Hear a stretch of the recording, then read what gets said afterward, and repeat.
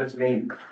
When I state your jurisdiction, if you could, state your name when I state your name, if you could state your jurisdiction, that'd be great. Benton-Franklin Transit. Benton County, Matt Rasmussen. Benton City.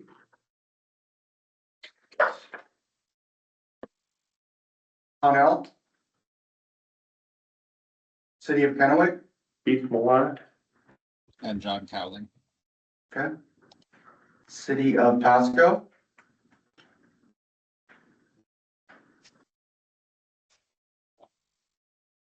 CFT. We're City of Prosser, Marty Groom, City of Richland, Carlo D'Alessandro. City of West Richland, Roscoe Slade. Franklin County, Port of Benton, just joined, Port of Kennewick, Port of Pasco, and then Waukesha. Seth Walker.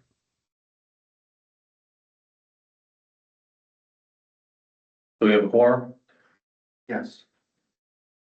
All right, so next is our first opportunity for public comment for our guests. I think we got a few. So if you have any comments for the group, raise your hand and we'll try to call on you. Tanner, do you see anybody? No. Okay, well, hold those thoughts. You'll have a chance at the end. So next on the agenda is approval of the agenda. Looking for a motion, a second to approve our agenda. Move to approve the agenda as presented. Second. Thanks, Matt. Thanks, Carlo. All those in favor say aye. Aye. Aye. Those opposed? All right, we got an agenda. Next on the agenda is meeting minutes from the December 5th TAC meeting. So again, looking for a motion to approve. I'll move to approve. Second. Thank you, Carlo. Thank you, Matt. Any questions or comments on the minutes? See anybody jumping in? Okay, all in favor, say aye. Aye. Aye. Those opposed? All right, we got approved minutes. First on item 6A is a transportation improvement program obligation status update. Yeah. Tanner? Yep, thank you. So yeah, as of, today, or I guess yesterday when I made this slide, there have been 2 projects that have obligated for a total of 3.1 million, leaving our estimated remaining target of 5.7. We still don't have a set finalized target yet. It's supposed to go up maybe a little bit when we get our, 2025 allocation amount. So just be aware of that. But other than that, if any jurisdictions are close to obligating, or if we want to go down the list, we can do so, just to get a little status update. So we can, I don't believe, did Craig join? I don't believe so. So with, City of Kennewick, Keith, do you have anything about the Columbia Center? See, we're still working away on PE right away. We should get our plans approved. That's the goal, is to get our right of way plan approved and get that right of way obligated for this year. There's nothing really stopping us for that. Okay. We have till September, isn't it, to get that obligated? September, it's mid-September, preferred, Yeah, for earlier. If before August, it opens up more opportunities for us to get redistribution funds. Oh, okay. Yeah, there shouldn't be any problem on our side. City of Prosser. Yeah, design plans are all done. So we should be sending this shortly to the state. Our schedule is construction beginning in June, so we're on pace to get this obligated. Awesome. Don't believe Benton City's here. And then Richland, your downtown connectivity. Yeah, so working with FHWA on getting these funds and some other state funds transferred from WashDOT to FHWA. And then we can sign an agreement with them. Still need to confirm whether or not that officially obligates those funds or not, but we'll figure that out. I was looking at this obligation target. And, all the other non-Richland, if everything else non-Richland, gets obligated, we still need almost $1 million obligated. So, there's, I understand the importance of getting our stuff obligated. So that's what I'm trying to confirm. Awesome. Benton County.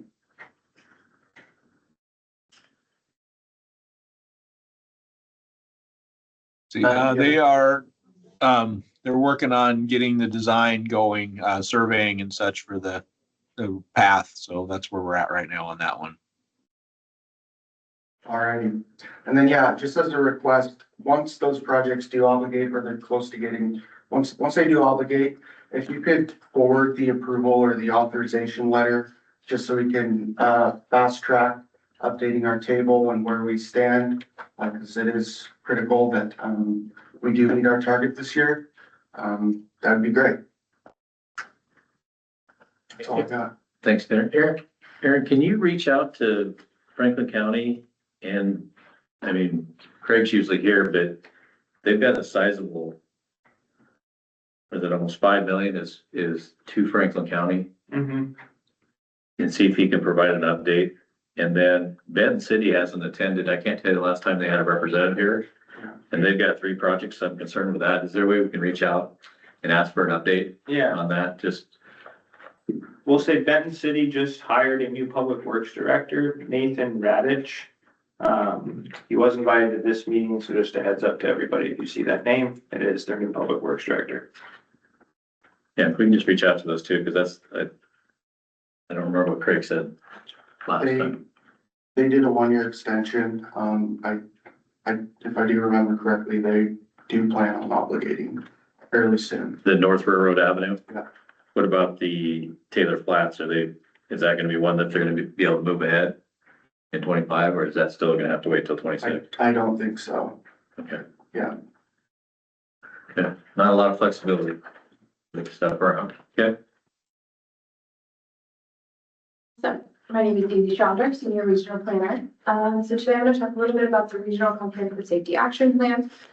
We have completed quite a few analyses at this point, including urban and rural right-of-ways, intersections, highways, and local roads. We developed a critical network, prioritizing locations with the highest crash rates. And I wanted to share a few kind of key data insights that we've uncovered throughout this analysis, and the time span we're looking at is between 2018 and 2023. So for the cross trends by road ownership, we've seen state routes increase by 7%, peaking at 1,954 in 2022. Local federal roads increasing by 4.8% with a height of 3,124 in 2023. And local non-FFC roads increasing by 5.8% with a high of 610 crashes in 2022.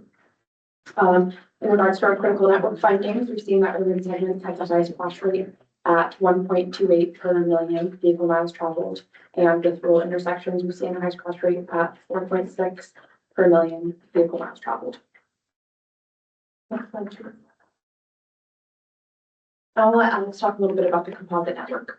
Yeah, so as Daisy mentioned, we've been conducting some rigorous analyses of the crash trends between 2018 and 2023.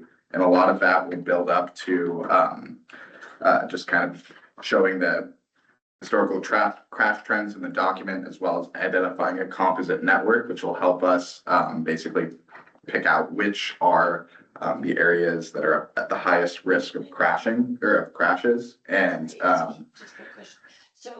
local government would be anything lower than state. Intersections consist of FFC roadway segments, non-FFC segments, as well as intersections. along FFC roadways. And all of these are defined by different criteria.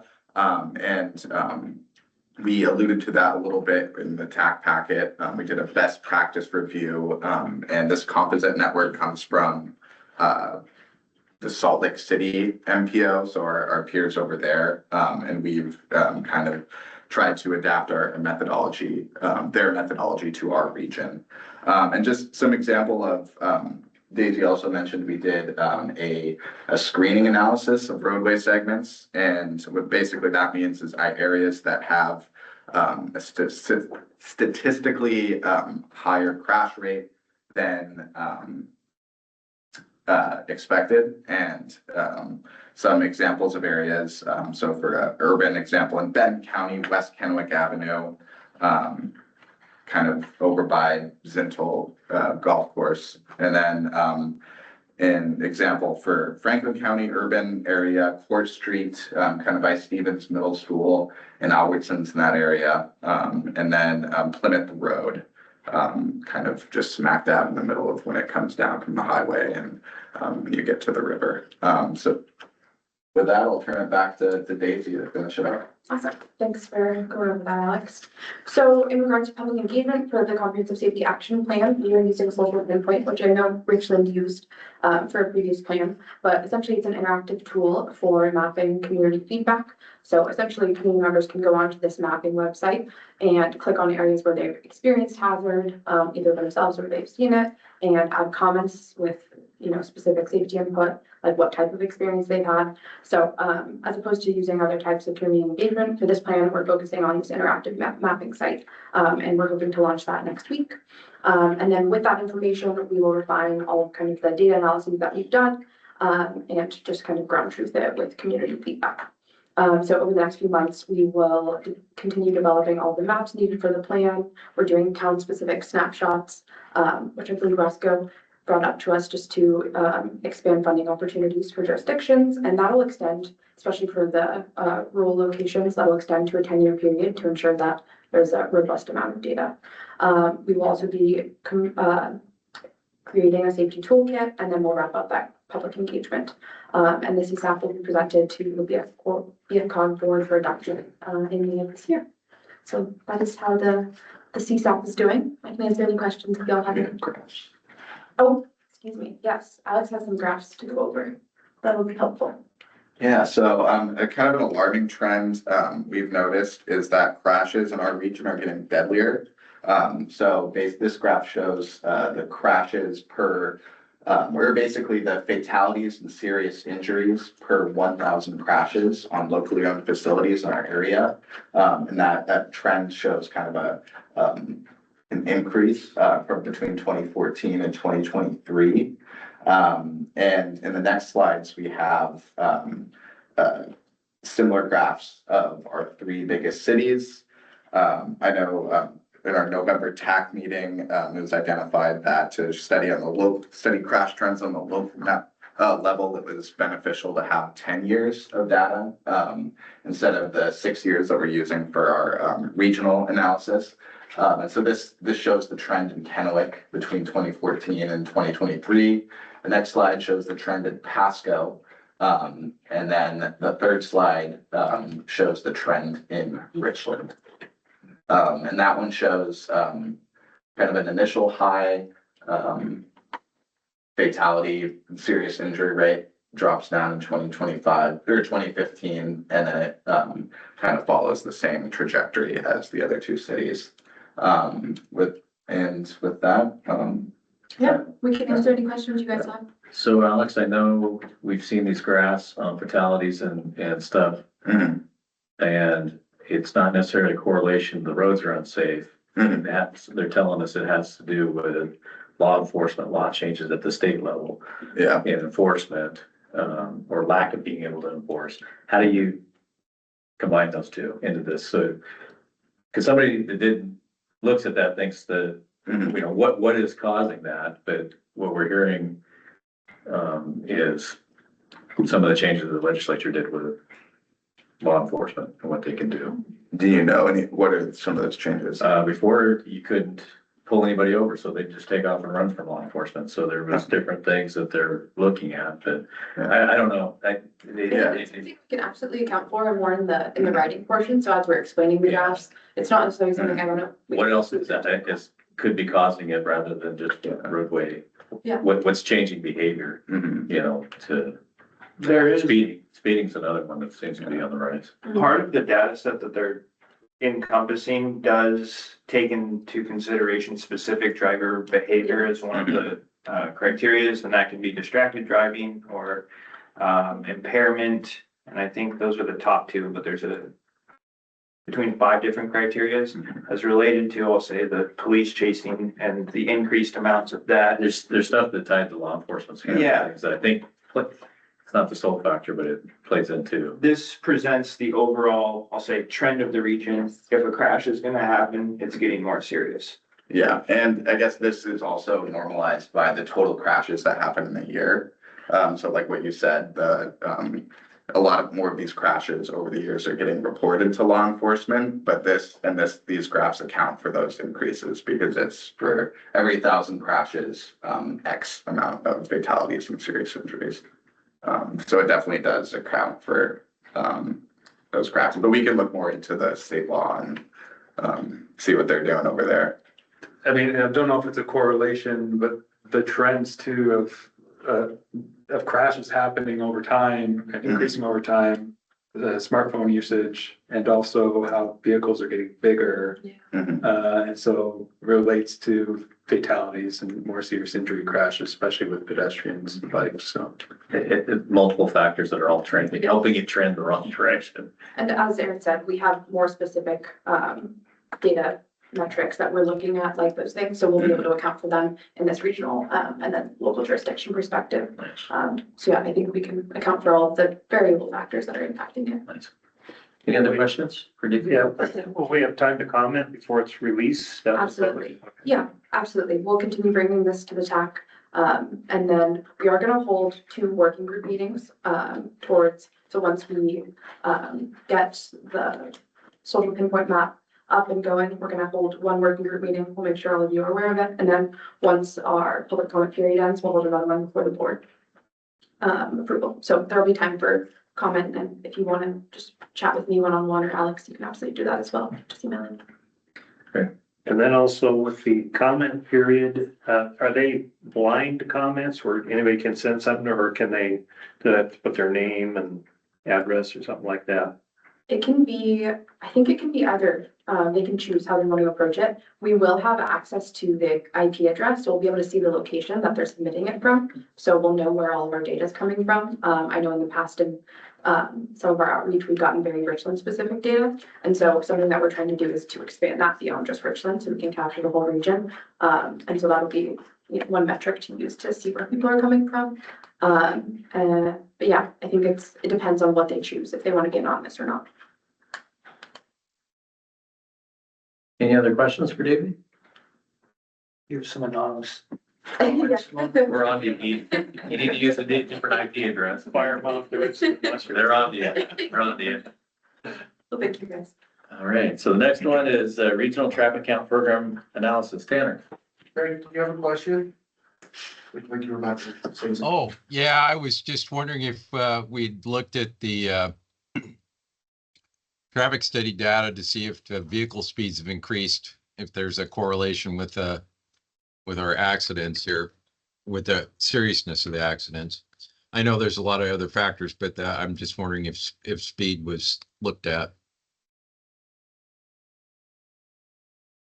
Yeah, that's something that we're, I guess crashes that, would involve a vehicle exceeding the speed limit or something, that we've been looking at, but I think, yeah, I like that idea of, I guess, seeing you involving our traffic counts in it and seeing areas that have seen a market increase in their average speed and, whether they have seen an increase in crashes since our last traffic counts, or kind of what those trends are. So I think that would be a beneficial thing to include.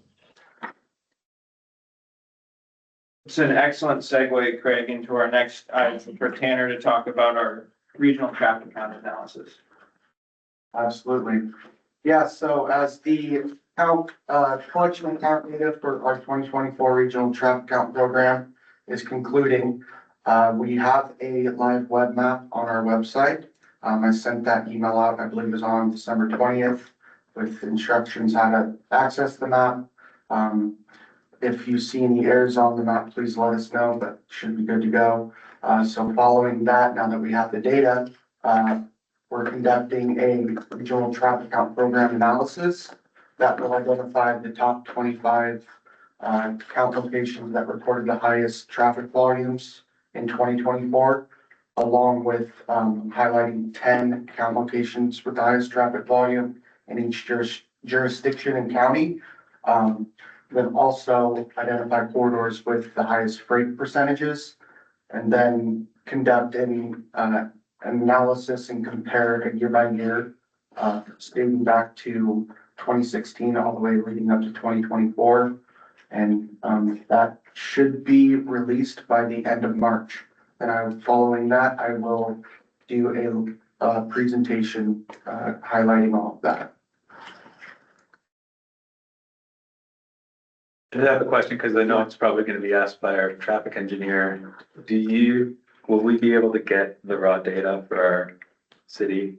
We do our own analysis of. Yeah. Okay, Absolutely. thanks. And then Tanner, there was several count locations that were missed. What was was it just West Richland or was there others? There was one other in Prosser and then West Richland was the only other. That was it. So we Correct. decided just not to, okay, Yeah. that's fine. Along with identifying the highest in these things, are you guys also looking at percentage increase? Where we're seeing, I think that would be helpful to see where we're seeing the biggest growth. Yes. To try to stay ahead of, well, it may not be your top location, but if it's getting large percentage increase, it's gonna try to stay ahead of the curve with it. Yeah, we can definitely have that. Yeah. I'm just curious to see if it's still some of these corridors that are already congested that have high counts are gonna continue to be high counts, but what's the other ones that are?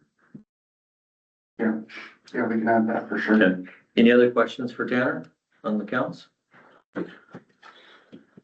Just a overall comment, yeah, that really turned out pretty nice, all the data and stuff. I use the map a lot. But yeah, we're gonna ask for the raw data too, because we've got our GIS system where all of our ADT counts are embedded in there. So it'd be handy to have, but yeah, when will be the next cycle for this? Is it gonna be like every 2 years, 4 years, 2 years? Yeah, so 2026. Okay.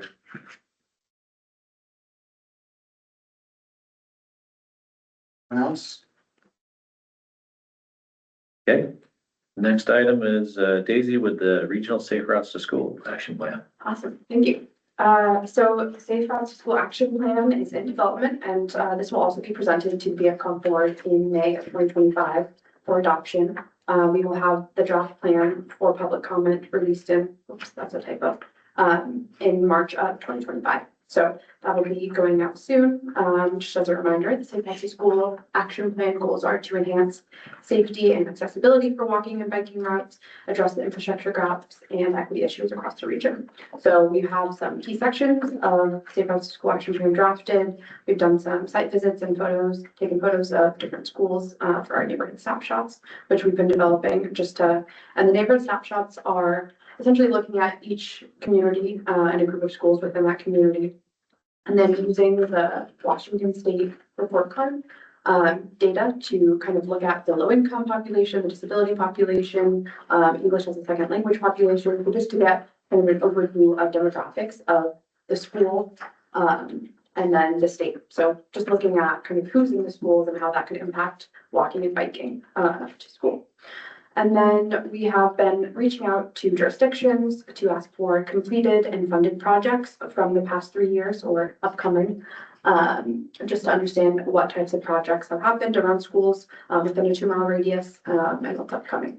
We will also be reaching out to jurisdictions to see what unfunded project needs they have within the 2-mile radius of schools, just to understand as we kind of go forward with our project prioritization, to understand what's needed by jurisdictions as well.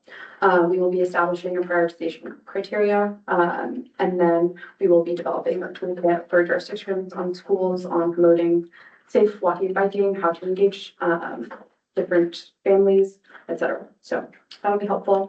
And then regarding engagement and implementation, we will be using the stakeholder and public input to kind of refine all of the information that we are creating and put it into the plan. And the final plan will hopefully guide some improvements in school safety and active transportation and help all of the jurisdictions to access more funding by having this plan up and going. So we can answer any questions if you have any. And I'm happy to meet one-on-one if you guys have any specific questions as this comes into development and adoption.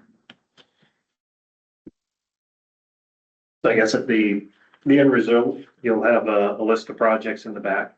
They're gonna be prioritized. Exactly, yeah, so Okay. that's coming up. We'll be establishing a prioritization criteria to list those projects and rank them.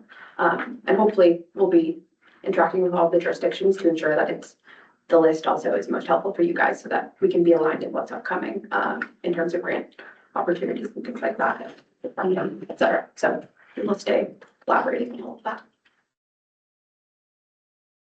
Any other questions for Davey?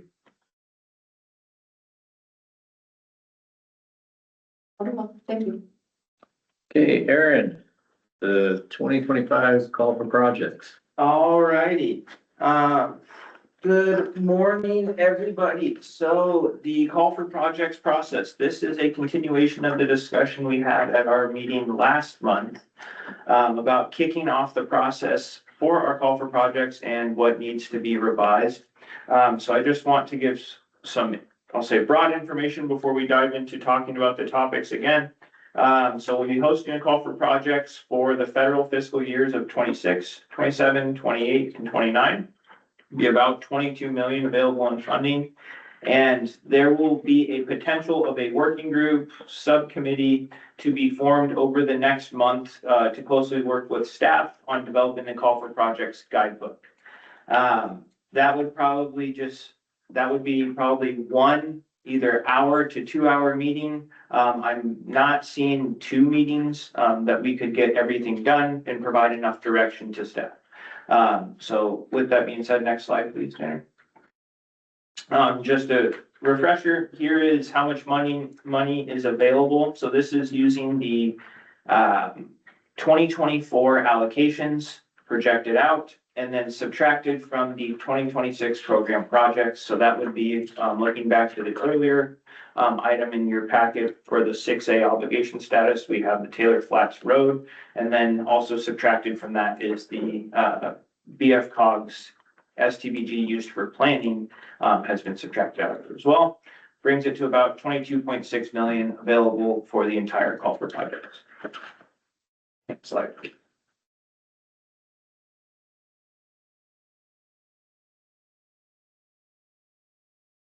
Yeah. Oh, okay. So topic 1. So within your TAC packet, I included the same overall topics as the previous month. Then I also included which there is input received from TAC members. Thank you to the 2 TAC members who provided the input, the city of Pasco, Maria, and then the city of Prosser, Marty. Their input was provided and it will be shown on all of the slides as well. So with that, I will kick it off with topic number 1, establishing overall regional priorities within planning goals. For example, this is prioritize certain categories of projects. For example, preservation specific call for projects. And I want to be clear to everybody, I am not anticipating coming to a consensus today. So today is about having a discussion. It is not having any action items. So it's making sure that we're going through the whole process and discussing this thoroughly.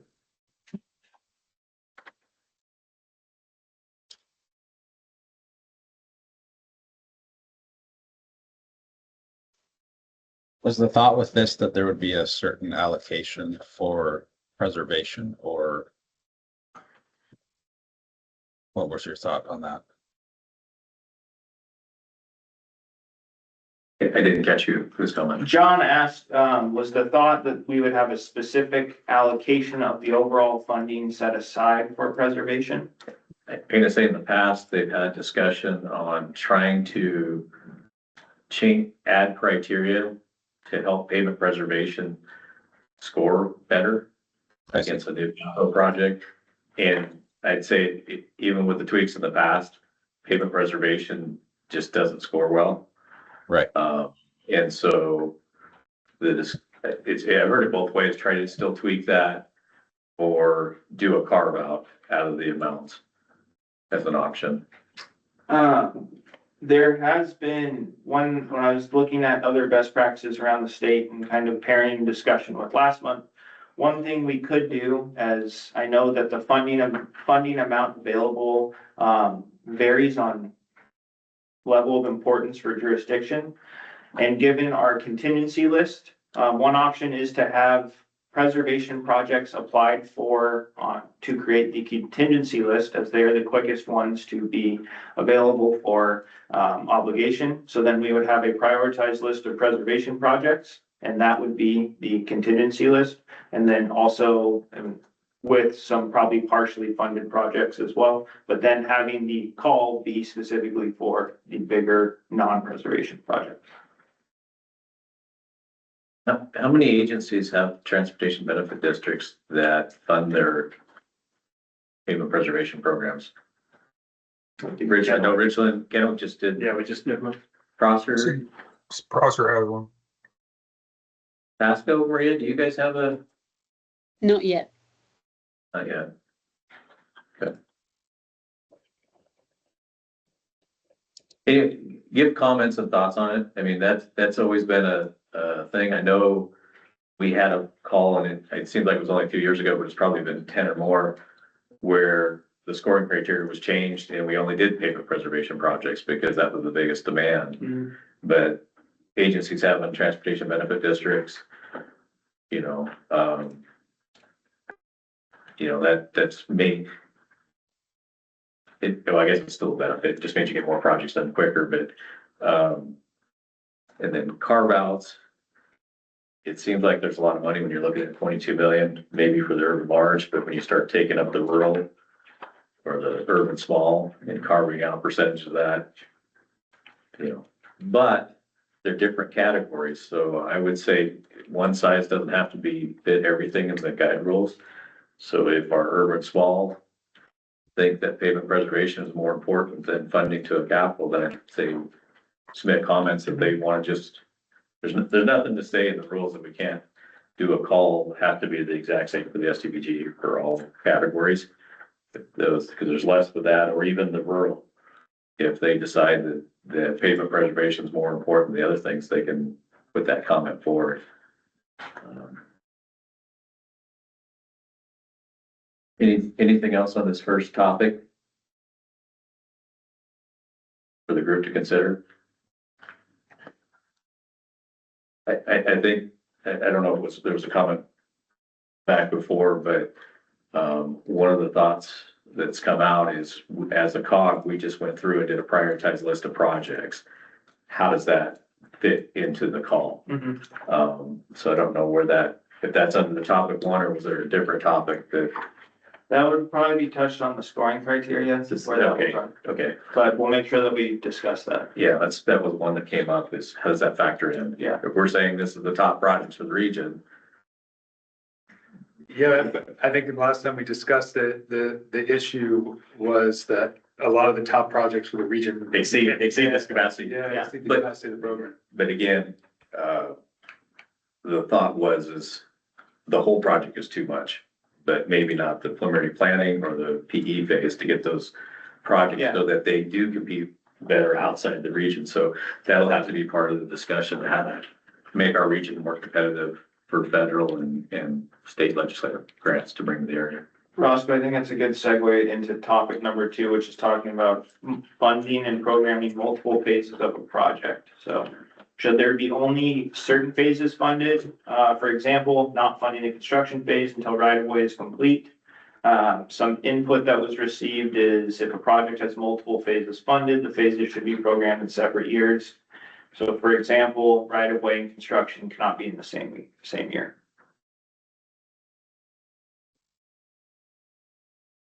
So again, good thoughts, because that seems to be where the holdup is a project that has right of way. I think when the subcommittee or the group this next month, where you're going to be shooting emails out on this topic, Again, I think we have little caveats. You may have a project that doesn't have right of way. So maybe there's an exception that you could do PE construction. A pavement preservation project could do PE construction, but, I think you look at our current list, we have a number of projects that are all construction only that we're having to kick forward because of whatever. I don't know if it's an environmental issue or a right-of-way issue, but the risk to the region losing funding is just unacceptable. So we need to make sure that that's considered. And I don't know who made the comment, but having PE in 1 year, right-of-way in another, and construction in a third year, especially for some of these larger, more complex, where you may have some environmental issues or a lot of right-of-way take. I mean, nothing worse than having a project where you need little corners, but they're 30 or 40 different properties. Just it only takes one to hold up the whole project. So I like that comment to think about. And I'd say, just as a reminder in this, if you're within 2 years, for example, if your construction is in 2027 and you're in 2025, you can still obligate the construction. So you're within the 2-year window, but it's still showing, and it's much easier to space out, like if there's any holdups or anything on PE right away. Any other comments from the group on topic 2? Okay. Sorry, this is Maria. I am hoping that the comment also included in this is clear that I think it's worth funding independent phases, even if we are only selecting design. And I'm just reinforcing that thought there, that maybe it's only design or it's only right away for a project. And that helps for, you're right, Maria, because that does help you when you go to TIB or look for direct grants. If they know they give you, if all that's already been done and all you need is construction money, it helps bring outside money to the region to construct. So somehow we're gonna factor that in, because I know in the past, even there's been requests for planning stuff. And they don't seem to score well, or PE only. So how do you factor that into that, especially these mega projects that are the top 6 that we've already went through? So how that factors in. Any other questions? Speak up, because it's hard for me to see across the room at the screen. So just jump in. All right, topic 3. Topic 3, project funding, size minimums and or maximums. So this would be establishing project size minimums and or maximums, and this is entirely optional. Input received was we should not set project minimum or maximums. Urban large jurisdictions should have maximum awards to prevent one jurisdiction from sweeping the pot. This may not be practical in small urban categories or even the rural.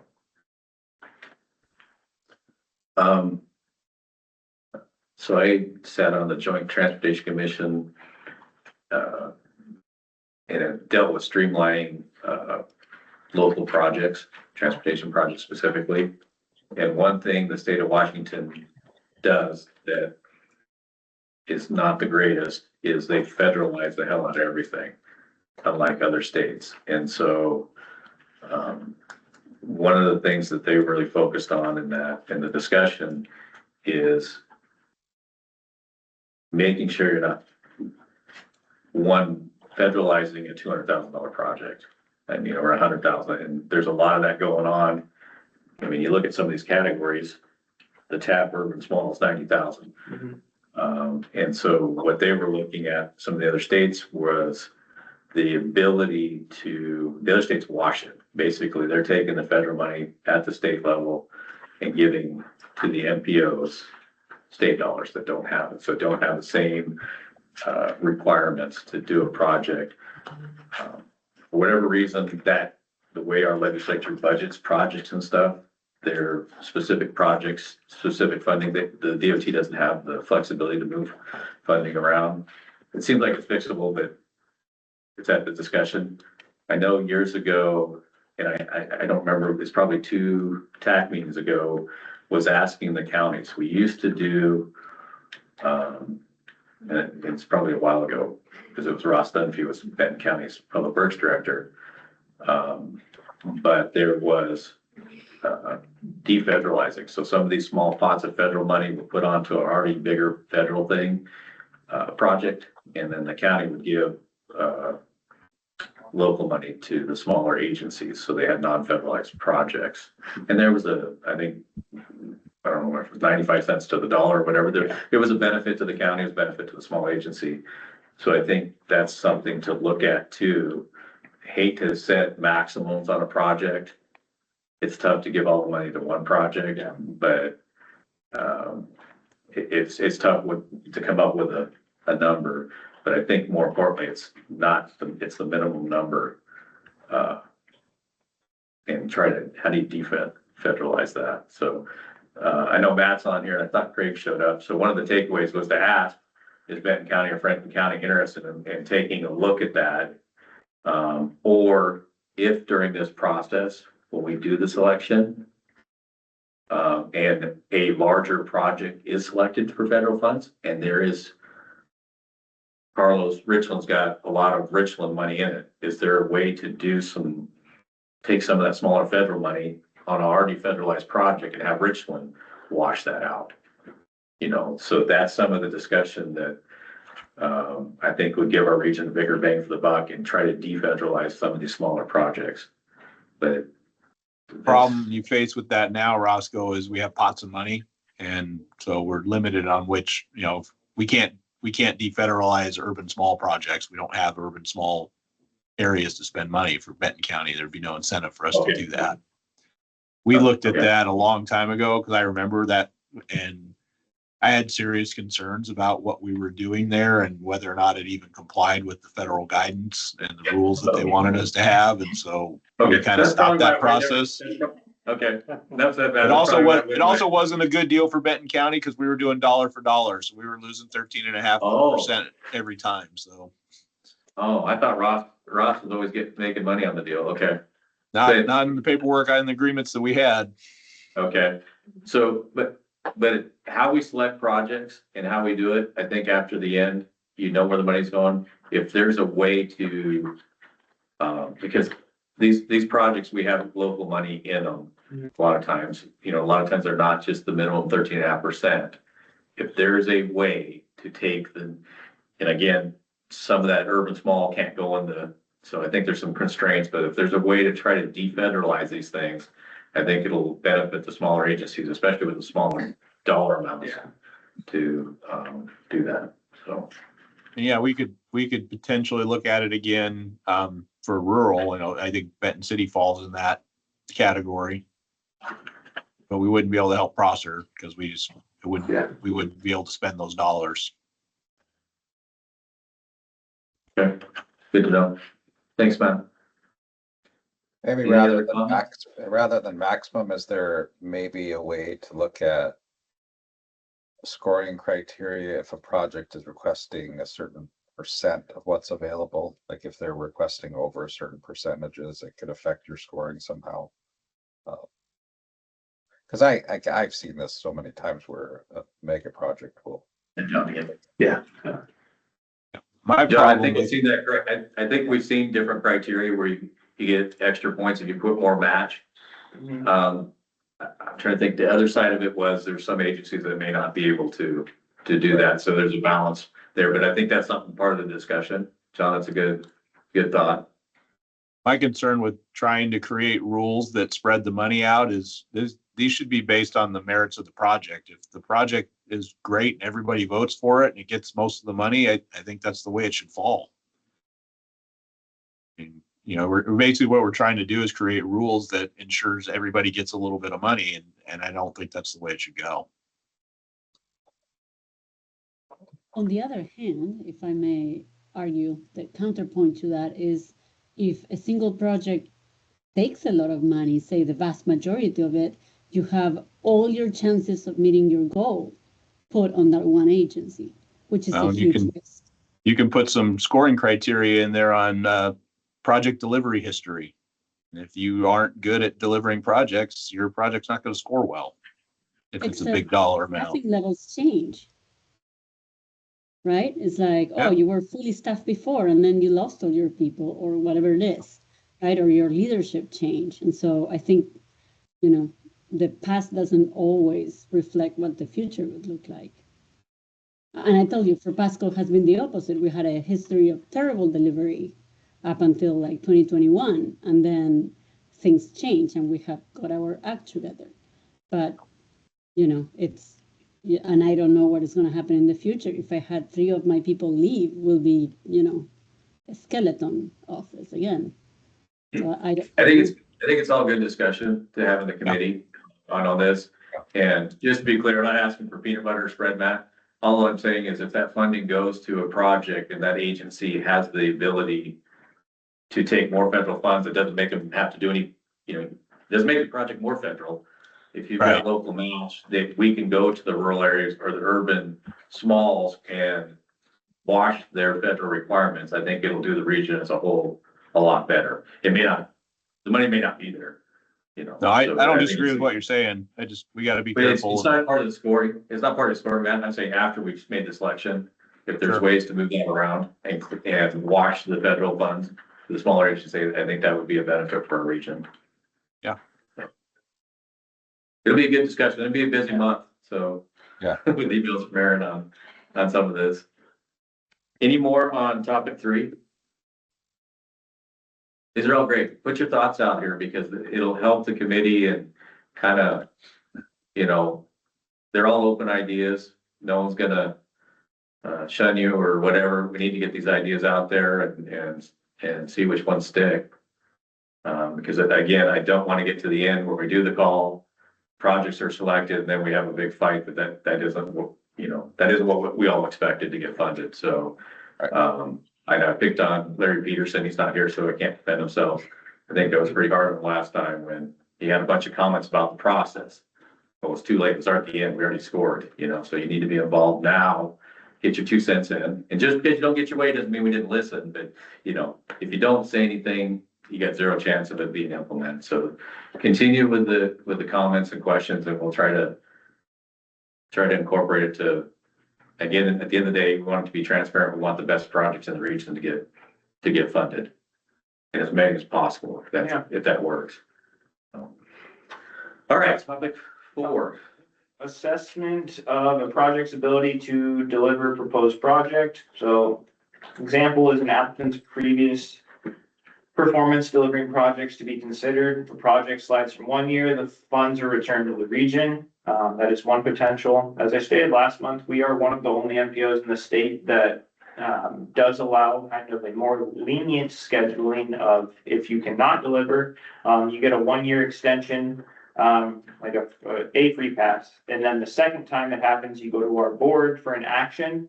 However, I will say that puts more of a constraint on the entire region than just one jurisdiction not being able to obligate their project in the year that they think they're going to. So some of the input received from TAC members, sometimes unforeseen circumstances arise that an agency is not expecting, which can delay a project or projects. Calling out an agency doesn't feel right to me.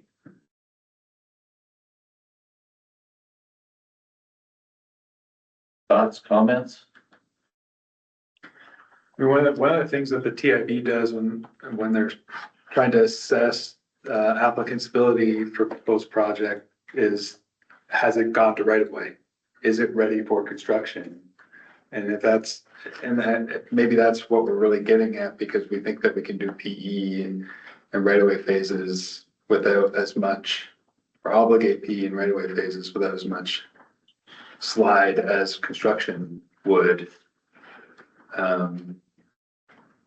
Maybe that's part of it. I mean, does it have a right of way phase or does it not? And if it, and does it involve a wetland? Are you next to water? You know, those type of things. I think it would be helpful to be in the criteria.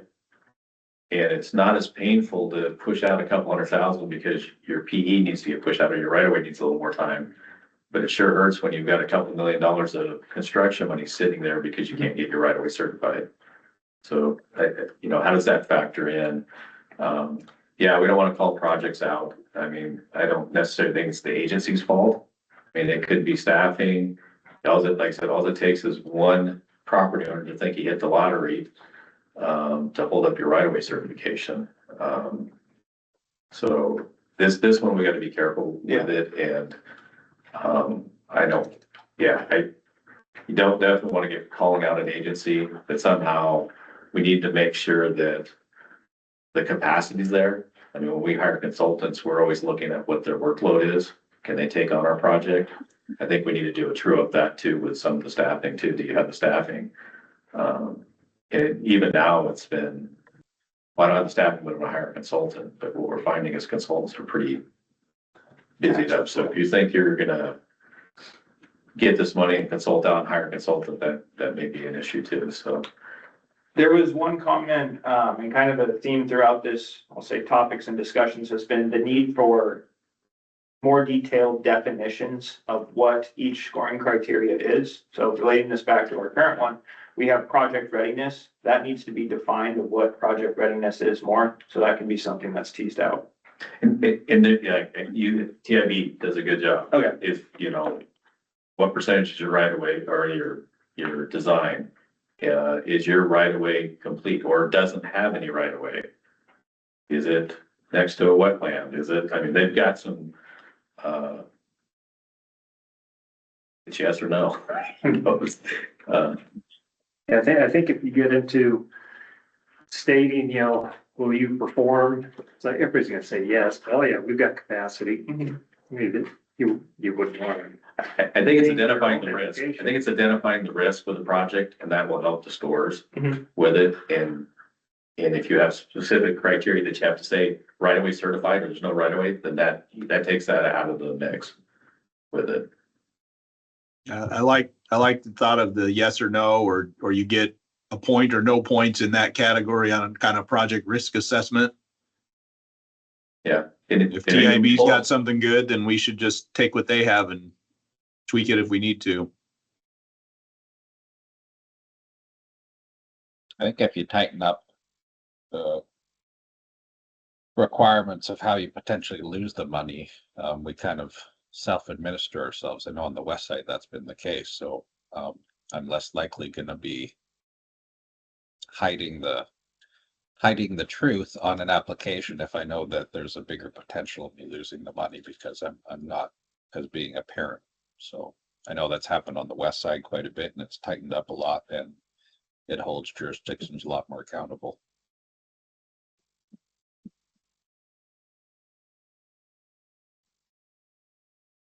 We may want to look at milestones and submitting with your schedule. What's your schedule for design right away? And because when you got to put it in writing, it's real easy for somebody when they're reviewing an application to say you're not getting your right away down to 3 months. So right. So good comments. All right. Topic 5, contingency list. List of projects partially funded from the called projects, then ranked based upon the scores received during the call. Input received from TAC members, contingency list is okay. If funding becomes available between called projects, the agencies on the contingency list should have the option in ranking order of accepting or rejecting the funds, then is passed on to the next available project on the list.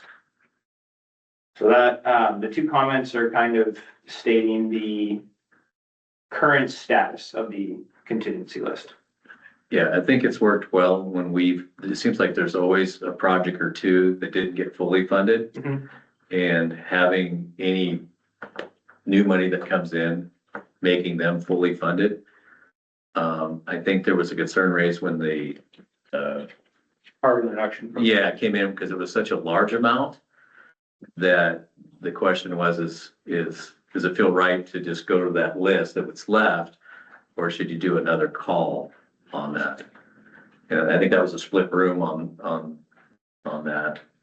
I think your point earlier about definitely on the pavement preservation list, whether that's our true contingency list for extra money or a project that I think we need to do something to make sure that we're not at risk of losing our region's allocation. And so having go-to projects is good.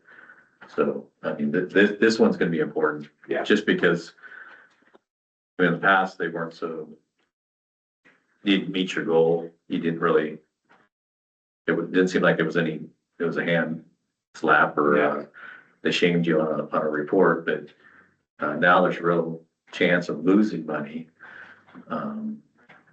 I think it's a reason we need to figure this out and actually figure out how we get our stuff obligated by August 1st so that we're eligible for even additional money. Correct. At the state, so how to factor that in. So, Any input from the group? No, I think contingency list has a lot of value, and I agree with what Roscoe's saying is our contingency list ought to primarily consist of projects that are easily obligated.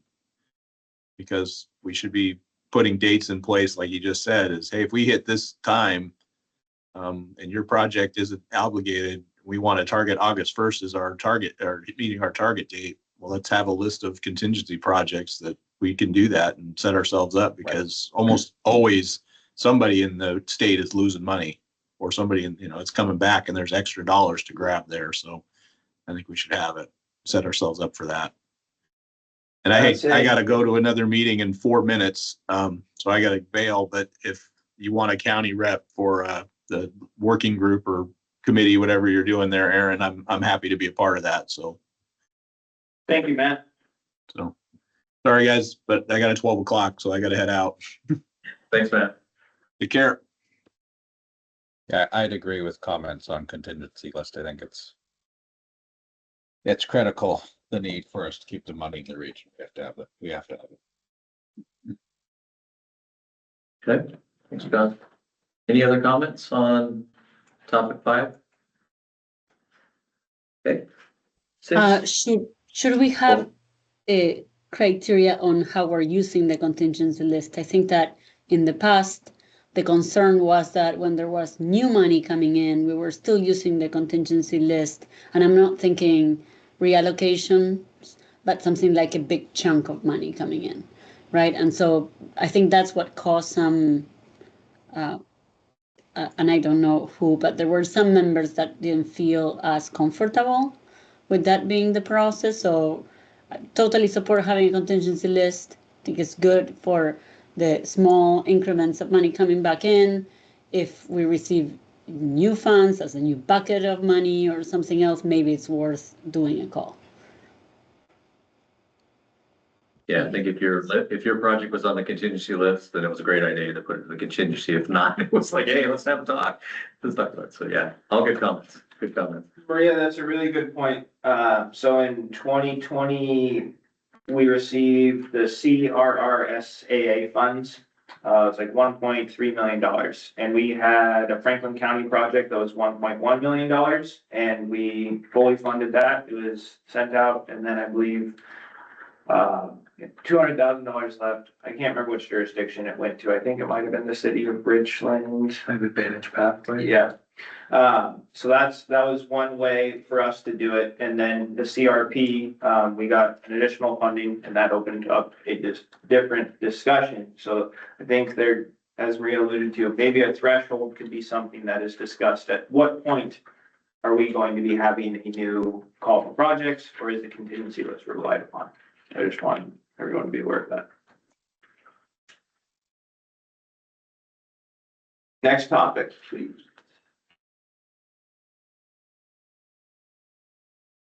Integration of funding types. So this is all projects eligible for TAP are eligible for STBG and CRP funds. The issue for discussion is whether projects should be limited to applying for an individual funding source or multiple. For example, last time in the call for projects, we had specific STBG application and then a different application that would be for TAP. Now it would be TAP/carbon reduction program. So there is a way that we could just have all the TAP projects also be available for the STBG application, or if we keep them separate. Input received from TAC members is the agency has the right to select 1, 2, or all funding categories if a project aligns with the funding requirements. Regarding multiple funding types, we could have applicants indicate which pots they believe they are eligible for, then COG staff would have the ability to balance based on funding availability. we can keep it the way it's been and just add CRP into the TAP application. I'm trying to think where this didn't work. The one that comes to mind was the City of Richland project. Was it the Richland Y? Where the one project, but it had, yeah, it went after the normal urban large. And then the active transportation, I think Pete went after TAP money. Columbian Trail East. Something like that, and the way we did it, because it wasn't all in one, he tried to split it between the two. And it actually backfired, because he didn't get the urban large money, but he got the TAP money, which he couldn't, which kind of stranded it, because Yeah. that was so. Did we fix that with how we're doing it now, so that can't happen, or? I mean, right now, I guess that project would have been 100% urban large, we wouldn't have applied. Yeah. Taken a project and split the different elements out.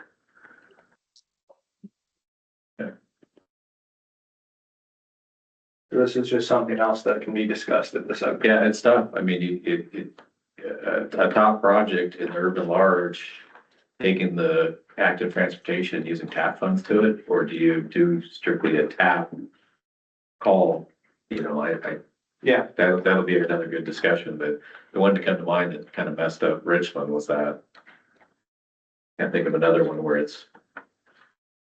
I mean, we gave CPR money back because we got state legislative money to cover it, so that, I think that went to Kennewick.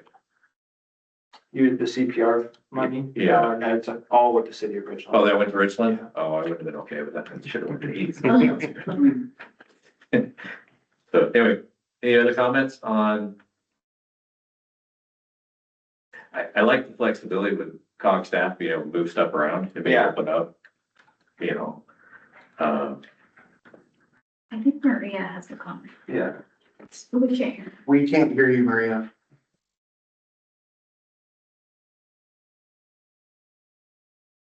Still can't hear you, Maria.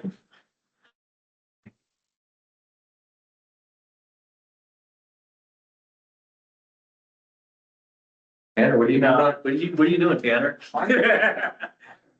It doesn't show you muted, Maria, but we can't hear you. Maybe try leaving and then coming right back. Can we hear anyone else?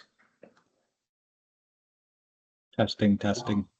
Yes. Yeah. I can hear you now. That was weird. Prosser, you can hear me? Yep. Thank you, Mark. Thank you, Marty.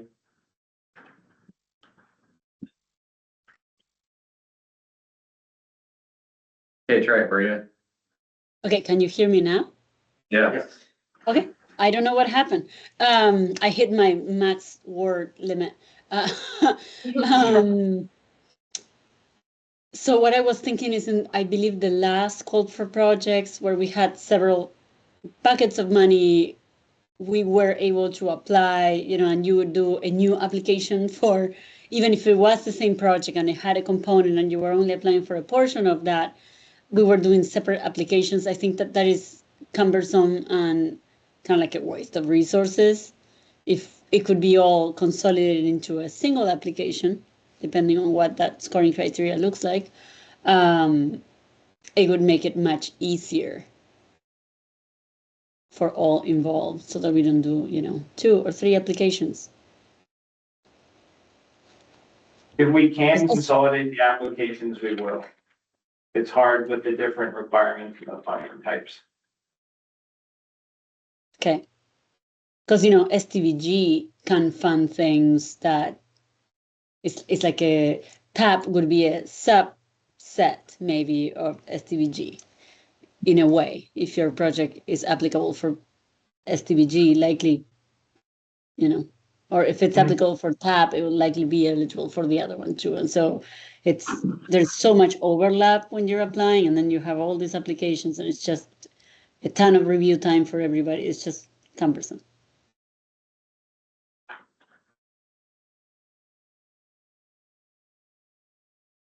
Okay, any other comments?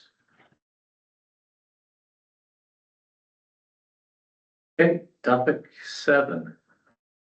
How many are there? There's 10. This is kind of the big one, and then it goes by pretty quick.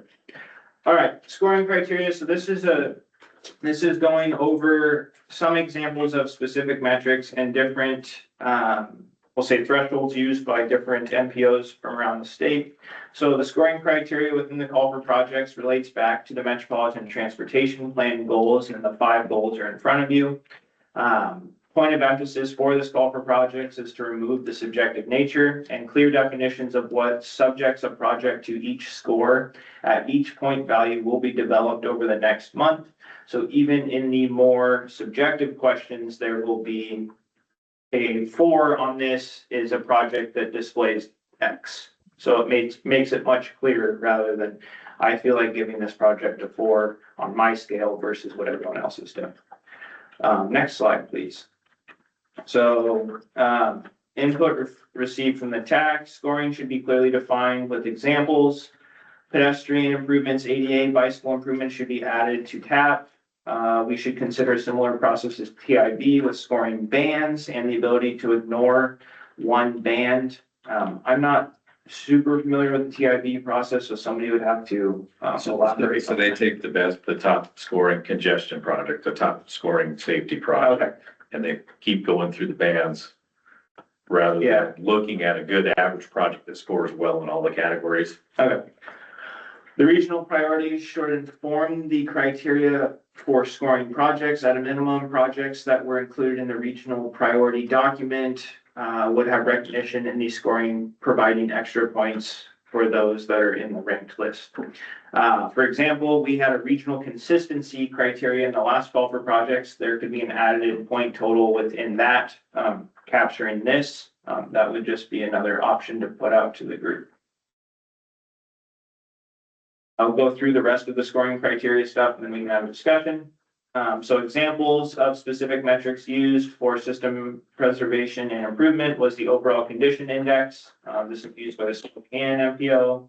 And then is the project on a national highway system or a minor arterial or major collector? Next slide, please. Mobility and connectivity. So the project located on a freight corridor. Average daily traffic, and then there's metrics varied based upon the MPO and then whether urban or rural. Next slide, please. Mobility and connectivity. So there, the Vancouver MPO used existing peak hour condition. So if we wanted to be very specific to peak hour, there's some B over C ratio things. I would say this could only apply to the urban large area, as the model only shows the urban large and then part of the rural. So that would be something to be considered. Next slide. Congestion is the project located on a CMP corridor. Is the project utilizing a CMP strategy, making our planning much more consistent. And this is something that was called out in our TMA certification. Next slide, please. All right, back one more. And then that was it for topic 7. So, I mean, you have the CMP, but now the region's gonna have a bunch of other plans as well. The CSAP and the bike plan and pedestrian plan and the safe routes to school plan. I mean, eventually, would any of those be put into scoring criteria as well? The CMP is a required plan that is specific to a TMA, which we are as a transportation management area. So that's why it's calling out specifically for freight. The bicycle network could be something that's incorporated in, as we haven't fully fleshed out all of those plans yet. It might heavily lean towards bikes at the current moment versus the pedestrian network. So there could be a way to encapsulate all of it, but in the future, yeah, that would be ideal, so it could be consistent.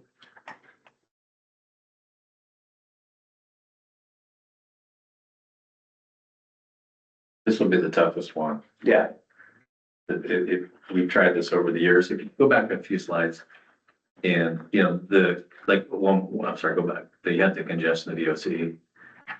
That's a basic one because you've got a congestion problem you're solving and that clearly defines it. But when you go back to some of the other criteria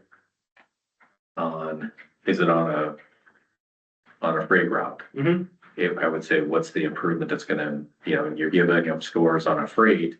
What are you doing to that road that's gonna improve freight? Or, you know, you're scoring major arterials or collectors more than, you know, so how does that factor Yeah. in without over, I mean, obviously if everything was the same, then you'd probably want to a major arterial over a collector. But And- not just making all the major collectors somehow, so but somehow tying what the project is doing to the scoring, not Yeah. just because it is. I like the overall condition index. I don't know if all cities have that, because what you're treating, it should be tied to what you're asking for. So if your range is really low, one of my pet peeves is not just your road slope, but what have you done? I don't want to reward you if you've done nothing. Where, if you have a crack seal and you're doing this, it's just lack of funding, you know, but it's also the right treatment for the right OCI range. So just having scoring because it's in this, it's gonna be more, and that's gonna be the tough part with the committee to really flush it out. So what you're scoring is tied to what you're gonna do and actually fix it. So, Yeah, and there, like pavement condition, like it rewards better pavement condition so that less money is put toward pavement. You know, pavement preservation. but what are they doing? So if your range is 66 to 85, are they doing a 2-inch overlay? Yeah. It should probably be in there. It should be so I want to make sure what you're doing fits, you know, each one of these criteria without just a blanket score. So it'll be tough. I mean, this is the thing that's the COG has struggled with from day one, but getting the subjectivity out of it, you know, just scoring projects from 0 to 100. That was too wide a range. When we did a regional thing, you know, scoring the top 10, that seemed to narrow the risk that a project that scored lower with one agency, it didn't totally kick them out of the deal. So it'll be, all these things will be factored in and trying to, but I think it's a move in the right direction. And I'll say each of these metrics isn't replacing the application. There's still a spot for explaining the project. So it would be these metrics and I would say what our application has been in the past. Yeah, I just don't want to, Yeah. your OCI range is this, so you get 30 points. Yes. You know, it's somehow, your OCI is this range, if you're doing this, you get the 30 Yeah. points. If you're doing this, you know, you may get 0 because you're not doing the right treatment for the. And whoever wants to volunteer to be on the subcommittee will be subject to getting a lot of the different applications that I've been reviewing, so. Aaron, I just make everybody that's on the TAC, send it out to them. So you're all on the committee and you can't say you didn't get the information. If you don't comment or provide input, then you had the opportunity. Even the people that don't, you know, some of the agencies were missing. I just send it out to everybody. Okay. Any comments on topic 7? And then there's, I believe 8, 9, and 10 go pretty quickly.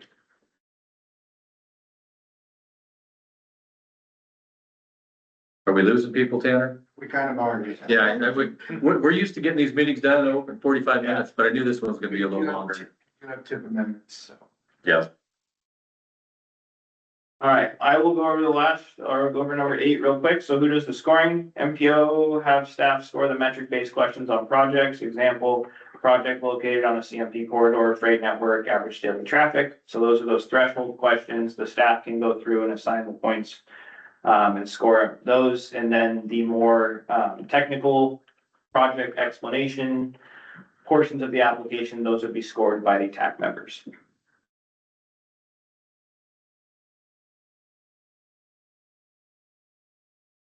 Okay, can you say that one more time? So the metric-based questions, so the questions that have thresholds, for example, average daily traffic, those would, staff would do a review of the projects, assign the point value for those, and then the more technical questions, for example, please explain how you are doing X within it. Those would still be scored by the TAC members. So there would be a score by the staff and then. So the staff does the objective stuff and TAC members do the subjective stuff. Correct. Or you can be mad at staff and we do all of the subjective stuff. Wow. Has the COG been involved in scoring in previous calls? Nope, there's been only the TAC has scored and it has been only subjective answers. My preference would be to remain just with TAC members doing scoring. Yeah, I think the main changes on, has been who scored projects. You know, we used to, if you were in the urban large, then that's, you scored all the urban large projects. And then that changed a number of years ago where everybody scores every project. And people that don't show up all year, all of a sudden show up on scoring day. Yeah. So I think that'll be part of the discussion, whether we look at urban large scoring and, you know, or do we break them out? You know, I don't know. But And I'll just as reviewing other ones from around the state, a lot of the other MPOs have staff be involved at some level, whether it's scoring the metric-based questions or scoring all of them, or have a percentage of the total score. For example, having 30% of the weighted average and the TAC members have the 70% of the average. So just want that to be stated for the rest of the group. I think if we do go toward some objective metrics, it'd be better for staff to score it anyways, because they'd have the data to be able to score it, and we wouldn't have to do the work on that side. But I mean, it really, I guess it really depends on which direction we go.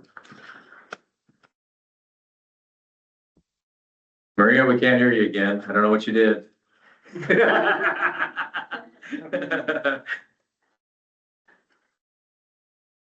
Try logging in and out again. We'll wait a second here for you. She mentioned that it was like her slides were lagging. So I wonder if Yeah. it's gonna be She's frozen now. You're frozen, Maria. Maria was, the city of Pasco was the one that submitted the suggestion on the screen. So suggestion on alternate way to score and rank the project applications is provided below. Applicants score their own projects against clearly defined criteria as part of the application process. This means that people who know the project best can be sure to highlight the important aspects. MPO staff then review the applications and the self scores for clarity and accuracy. They may need to confer with staff at the applicant agencies to adjust if necessary. TAC members review and score and confirm or contest the score. Finally, a rank list would be created. You only get 2 contests. So that's the joke. All right, Maria. Okay, I don't know what's happening. I'm so sorry. Can you hear me now? Yes. Okay, good. So I do support more involvement from BFCOG staff. I believe that just the way that we were scoring before wasn't always objective and reflective of the merits of the projects. So I think that both with criteria that is reinforced and maybe having, I can say that the comment that is copied here is from the experience of our deputy working in another region in the state earlier, up until just a few months ago, and it worked really well for them there. So I believe that we are up for, it would be positive for us to be considering a change in the way that we're scoring instead of having the TAC members score as the only mechanism for the ranking of the projects or selection of the projects.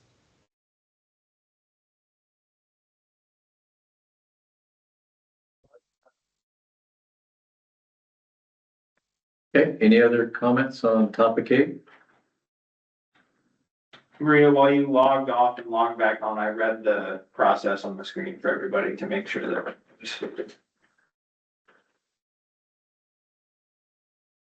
All right, topic 9, should applicants score their own projects? Input received from TAC members, we could consider a method for jurisdictions to indicate preference of their own projects. If they submit multiple projects, which project is their first priority? That was something we did with the regional projects, and I think that would be a good add. Yeah, I'd still say don't score your own project that Yeah. rank them, if you have multiple in each category, however we do it, to definitely rank them. Yeah. Yeah, I would agree with that. Unless we change the way the ranking, the scoring happens, and then, like, for example, the example that was provided in the previous one is you are scoring your own project, but you're the only one scoring it, and then it's vetted by others, right? And it's against criteria. It's like, well, if you're doing pedestrian improvements and you are including ADA, you get this many points. If you are, I don't know, if you are not doing sidewalks and you still have sidewalks, then you're, you have sidewalk gaps, then you are losing some of that, and you don't have full points on that. So whatever it is, if the criteria is defined, solidly, then you can check your own project against the criteria and say, okay, I fall in these categories in all of it.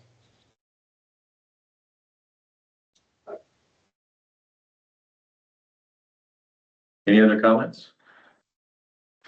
Oh, it's Craig. I agree with the if agencies submit more than one project, that they should have them ranked as to which ones are their priorities, and that should be made available to the people that are scoring it. I think that has an impact. What's your, if you do wrap projects and stuff, there is because we often put in multiple applications for that. There's a criteria point, you get 10 points that you get to put on it as your priority. This is the project that's most important to you. We don't have to do it that way, but I think there should be some sort of inclusion from the agencies as to which one's really important to you. And is that within each bucket of money, or is it overall? Well, that's a good question. I without knowing do we know how we're going to have it just depends on how the money's divided up. And if you have more than one project in each bucket, I guess. Right. So yeah, I mean, it's not, but I think if there's more than one in each bucket, then you should have the rest of the scoring members should have a notion of what one is your priority, because that's very subjective from engineer to engineer. I remember scoring projects in the last call and not knowing really what that agency can, I'm a rural guy. I look at things different from an urban guy. So, I might look at, hey, is this some benefit that, kind of helps me out? But maybe I'm doing you a bad turn by looking at it that way. I think it just helps if the agencies have some input is to show, hey, this is important. We can. Thanks, Craig. Okay. Topic 10. Topic 10 is just showing what the tentative schedule for the call for projects is. This was included in that follow-up email last month. So this is just letting everybody know that next month at the February TAC meeting, a draft guidebook will be in front of you. If it is recommended without any edits, sweet. If there needs to be some edits made, that is completely okay. But then the guidebook will be going to the board in February. So that kind of presents the importance of this subcommittee and things getting done this month. And then hopefully having this all wrapped up by May 16th. Thanks, sir. Let's get to our action item. We got a tip amendment. Do we have enough members? We still got a quorum on there? We can still have an action item. Good. Alrighty, so this is the first tip amendment for 2025. There are 2 projects from Prosser, 2 from Pasco, and 1 from Washout South Central. All of them, except for the Alexander Court Improvements Project, are getting added to the STIP, and that Prosser project is adding TIP funds to the project. So requesting a recommended approval of the 2025 to 2028 TIP amendments as presented. Thanks, Kevin. Thanks, Craig. Do I have a second? Second. Thanks, Marty. Any questions or comments? All those in favor say aye. Aye. Aye. Those opposed? Aye. Okay, the tip amendment. I think we ran over, so I think we're just gonna skip member comments unless somebody's got something dire that they wanna think, we'll skip over that. This is an opportunity for the second public comment. So any of our guests that are here have any comments for the good of the group? No? Okay. The only comment I'm gonna make is probably, let's move action items up before reports. Let's just switch it on our agenda for future meetings. That way we make sure we get the business part done. And that way if people have to leave, they can catch up on the discussion later. So we don't have especially I think the next couple meetings may be a little longer. Yeah, let's just try that. But our next meeting is on February 6th. It'll be hybrid. So with that, we'll let everybody go. Unless you got other Just if you are interested in participating in the subcommittee, meeting will be next Thursday and I'll be letting everybody know, and it will be in person, probably at the COG office. So the invite will go out to everybody. Yep. Perfect. Perfect. Sounds good. Thanks, everybody. thank you. Thank you. Thank you.